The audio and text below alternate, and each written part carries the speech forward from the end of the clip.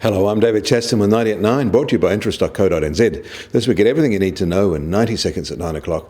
With news, equity markets are struggling to find positives to match their high levels.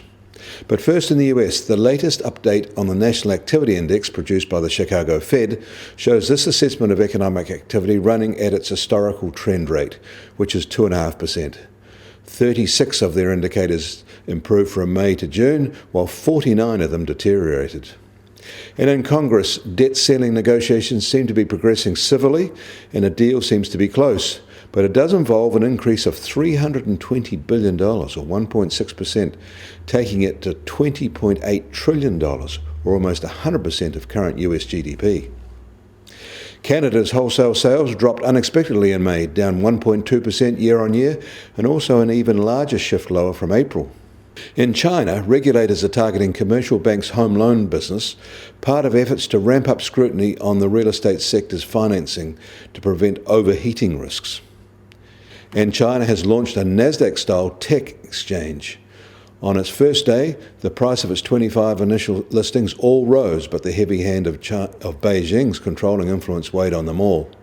On the main Shanghai exchange, prices were down a sharp 1.3% yesterday, taking the overall July decline to an eye-watering 5.2%. In Hong Kong, for all their troubles, their decline is only 1.7% for July so far. And the July drop in Japan is even less. Wall Street is up 0.5% so far today from yesterday. The equivalent July performance is a rise there of 0.7%, so most of that has come in today's trading. Overnight, European markets rose a modest 0.2%, and yesterday the NZX 50 was a bit of a star, up 0.7%, and it is starring on the month-to-date basis as well, up 3.4%.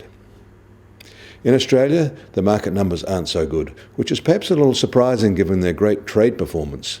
But domestic issues keep undermining markets, and the latest being the unusual statements by Banking Commissioner Hayne, piling pressure on the regulator APRA by confirming he thought they had done and are doing a pretty poor job. The US Treasury 10-year yield has eased back to 2.05%. Gold is up $2 overnight to $1,427 an ounce. And US oil prices are a little firmer today. They're now just under $56.50 a barrel, and the Brent benchmark is firmer also at $63.50 a barrel. And the Kiwi dollar is marginally stronger today, and just touching 67.7 US cents. On the cross rates are also a little firmer at 96.2 Aussie cents, and against the euro we're up to 60.4 euro cents. That pushes the trade-weighted index up to just on 72.6. I'm David Chaston. That was 90 at 9, brought to you by interest.co.nz.